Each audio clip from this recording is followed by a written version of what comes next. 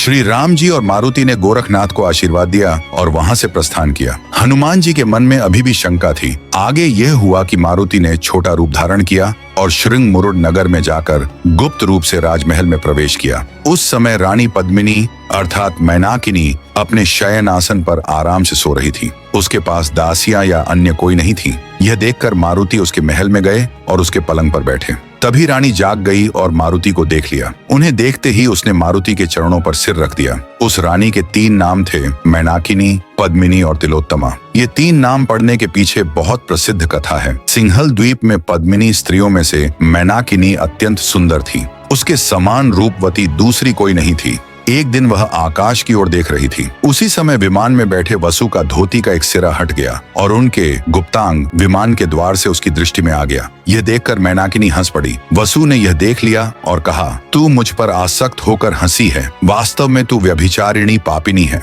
मैं भ्रष्ट नहीं हूँ। सभी वसुओं में मैं श्रेष्ठ तपस्वी हूँ। मेरे प्रति अभिलाषा रखकर तू हंसी। इस कारण अभी तुझे शाप देता हूँ कि स्त्री राज्य में तेरा वास होगा। वहाँ तुझे कोई पुरुष नहीं दिखाई देगा। यह सुनकर मैनाकिनी ने स्तुति करते हुए कहा, महाराज, मुझसे भूल से अपराध हो गया। उसका फल चाहे जैसा भी प्रारब्ध में हो वह भोगना ही होगा, परंतु कृपा करके उपशाप दें और मुझे अपने चरणों में स्थान दें। तब वसु ने उपशाप दिया, हे पद्मिनी, स्त्री राज्य में रानी तिलोत्तमा राजगद्दी पर बैठी है। उसके मरने के बाद तू उस राज्य की रानी बनेगी। अब चूंकि तेरी इच्छा मेरे प्रति लग गई है, इसलिए मेरा पुत्र मच्छिंद्रनाथ तुझसे रमण करेगा। उससे तुझे मीननाथ नाम का पुत्र होगा। उसके बाद मच्छिंद्रनाथ तुझसे दूर चला जाएगा और तू भी अंत में स्वर्गलोक में जाकर भोग करेगी। यह सुनकर मैनाकिनी ने पूछा, वहां तो पुरुष रहते ही नहीं, केवल स्त्रियां हैं, फिर उन्हें संतान कैसे होती है? वसु ने बताया, वायु के पुत्र मारुति ऊर्ध्वरेता है। उनके हुंकार के योग से स्त्रियों को गर्भ धारण होता है, परंतु पुरुष गर्भ तो गर्भपात हो जाता है और केवल स्त्री गर्भ ही रह पाता है। इसके बाद मैनाकिनी ने पूछा,